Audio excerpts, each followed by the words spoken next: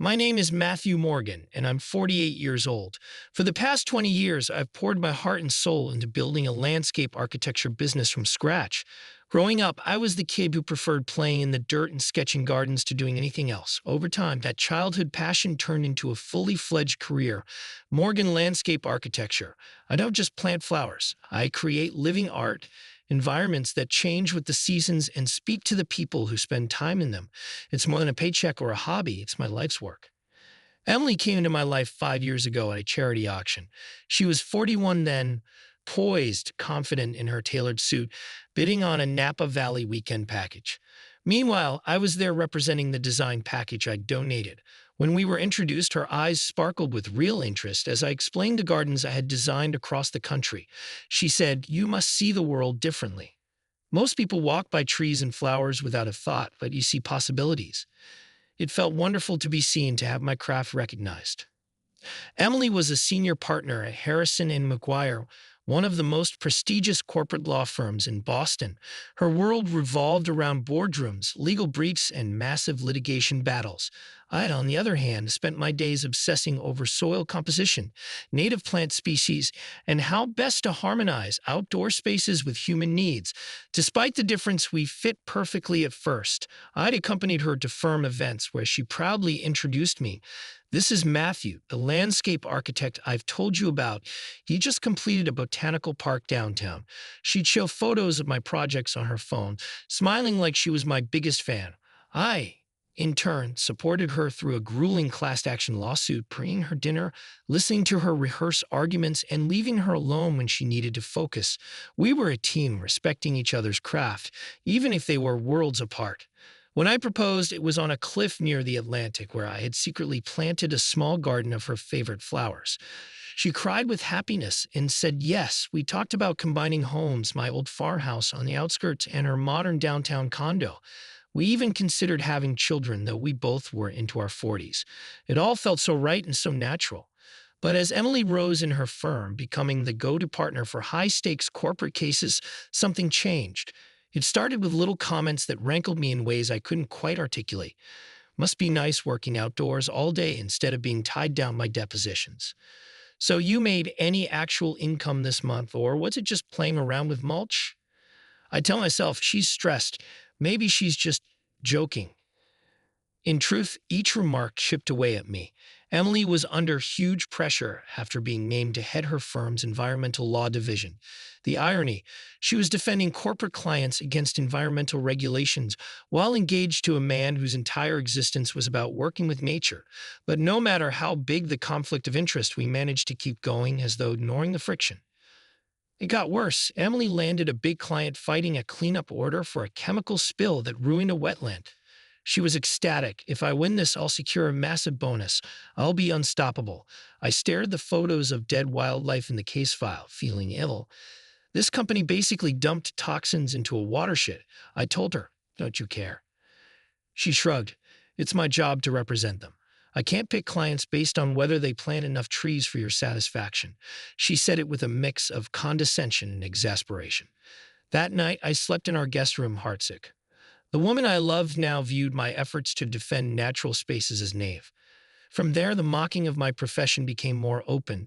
If I talked excitedly about, say, designing a new campus quad with sustainable drainage, she'd reply, "Any real money in that, or is it more of a creative indulgence?" I realized she was turning what I do, landscape architecture, into a joke. She implied it wasn't a real job, or at least not one that measured up to her corporate ladder existence. The final blow came with her office's annual gala, an exclusive event with senior partners, major clients, and top judges. Emily insisted I dress my best. The venue was a sleek waterfront hotel, an architectural masterpiece of glass and steel.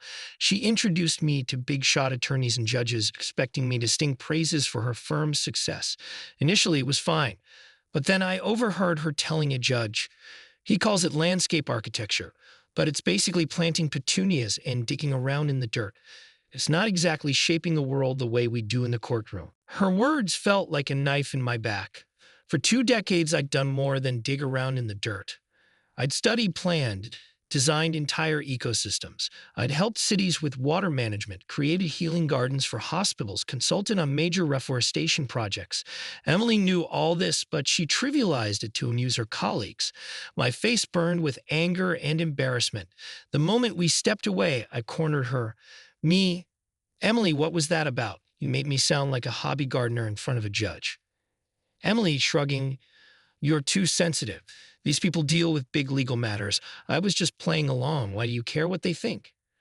Me, because you're my fiancé and you just trashed my life's work. Emily, with a sigh, I was being practical. We're in a different league here. Some joking about plants isn't going to kill you. We exchanged angry whispers. Then I made the biggest decision of my life. Right there, in that crowd, I pulled her aside, and in front of a few onlookers, I said, you know what? I'm done. You don't respect me, you mock my career, and I won't marry someone who thinks that little of what I do. We're over. She gaped, not expecting me to publicly break off the engagement. I slid the ring off her finger gently but decisively. Gasps from people around us rippled like a wave. My heart hammered, but a fierce sense of calm filled me. I turned and left the gala, not looking back.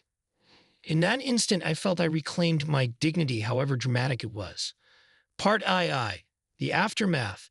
I spent that night in a cheap hotel, my phone buzzing with messages from Emily, from our mutual friends, from her furious father.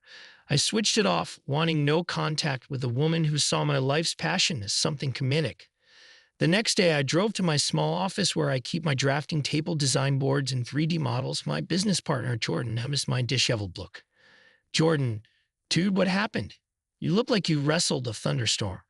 Me, I ended it with Emily. She humiliated me in front of her colleagues, basically ridiculed my entire profession. Jordan exhaled. Finally. I've been biting my tongue, man. She's belittled your work for months. You deserve better. I half laughed, half sighed. Jordan had seen it too. All the times Emily had joked about me playing in the dirt. He'd heard from his wife how Emily once told dinner guests, Matt's designs are cute, but let's face it, they're just fancy lawns. If only I'd known how many people recognized her cruelty long before I did. The good news was that our firm had just landed a massive project, a new city botanical park. This was a major highlight in my career, the kind of job that cements a designer's reputation. Though battered emotionally, I found renewed energy in focusing on the park's layout, interactive gardens, water management features, living art. The press was buzzing about how we, a mid-sized firm, had beaten out big names for the contract. Meanwhile, Emily tried calling me repeatedly. I didn't answer. She left tearful voicemails, ranging from anger to apologies. Our mutual friends were split. Some insisted I'd overreacted. Others said they understood. Her father threatened to sue me for the engagement ring's cost, which was ironically in my name anyway. A few weeks later, Emily sent a box with my personal things from her condo, along with a note, I was wrong. But let's be civil, that was the last direct contact I had with her. While I poured myself into the botanical park design, Jordan introduced me to his city planning official, Rachel, who was essential in getting our permits. She was bright, had a deep respect for ecological design, and asked me question after question about pollinator corridors, climate resilient storm drainage. The more she asked, the more I realized here's someone who sees what I do and values it. We spent hours revising proposals, ensuring the final plan was perfect. For the first time since the breakup, I felt a sense of calm partnering with someone who recognized the importance of my field. One day after a successful meeting with city council members, Rachel suggested we grab coffee. We ended up talking for hours, not just about the park, but about everything from music to childhood memories. She told me, half joking, I always found it ridiculous how people belittle landscaping, and it's actually a specialized art and science. My chest felt lighter than it had in months. I realized I no longer had to pretend my career was something bigger to placate anyone. It was big, and she saw it for herself. 6 months after the fiasco at the gala, we broke ground on the city's botanical park. The mayor was there, local media, plus a crowd of enthusiasts. I was introduced as the lead designer. And as I spoke about the project's ecological impact, I spotted Emily near the back of the crowd. She looked somber or maybe just curious. Our eyes met briefly. She offered a small wave and I gave a polite nod. Then I continued my speech. Oddly, I felt no anger, only resolution. She left quietly, overshadowed by a wave of well wishers congratulating me. Jordan teased me later. Do you think she regrets it now that you're basically the star of the city's environmental renaissance? I gave a non committal shrug. Maybe she does, maybe not. It's no longer my concern. Over these months, I discovered a simple truth. The moment someone ridicules the core of who you are, passion, they're not your partner. They're an obstacle to your growth. And you must remove them from your life or remove yourself. Preserve your self respect. As the park took shape, Rachel and I started dating in earnest. She understood my excitement when I found a rare wetland plant that thrived in unexpected soil mix. She offered suggestions from a city planner's viewpoint. We found synergy, her bureaucratic knowledge, my creative lens. Over dinners, we chat about the day's challenges, but there was always respect, always a sense that we were building something bigger than ourselves. Part IIA. A year after, by the time the city park's official unveiling rolled around, about a year after I ended my engagement to Emily, the transformation was stunning. The gardens boasted water features, recycling storm runoff, living walls that changed color with the seasons, and interactive corners where families and kids could learn about horticulture. Standing there about to cut the ribbon with the mayor and local media cameras rolling, I felt a rush of gratitude. I wasn't just that guy who plants flowers anymore, if I ever was. I was recognized as a leading figure in sustainable landscape design, and more importantly, I recognized my own worth. Rachel was by my side. She nudged me, a proud grin on her face, right as the mayor introduced me to the crowd. This is Matthew Morgan, the visionary behind our new living museum of nature, the mayor said. Applause echoed, and I spotted Jordan in the crowd giving a thumbs up. My mother was there, tears in her eyes, and even my father, who seldom traveled, had made the trip to watch his son stand tall. And Emily, I heard she was somewhere in the crowd again, but I never saw her. Possibly she left early. If she did regret losing me, that regret was hers to deal with. I carried no ill will, just a kind of distant pity. She might have everything materially, but that wouldn't fix the emptiness left by her disrespect for what truly mattered. Passion, respect, and love for a partner's calling. After the ceremony, I found a quiet moment with Rachel near a small pond we'd designed. The reflection of the new trees in the water shimmered in the late afternoon light. She slipped her arm around my waist and murmured, "What are you thinking about?" I smiled. That a year ago, I was clueless if I'd ever stand on solid ground again. Now, we're unveiling this. She kissed my cheek. Standing on your ground, you mean? I laughed softly, realizing how far I'd come. Looking back, the humiliation I felt at the gala was overshadowed by the dignity I reclaimed. I suppose the moral is simple. Never let anyone trivialize your passion or belittle your life's work. You only get one life. If the person who claims to love you can't respect what you do, especially when it's a central part of who you are, then they're not truly in your corner.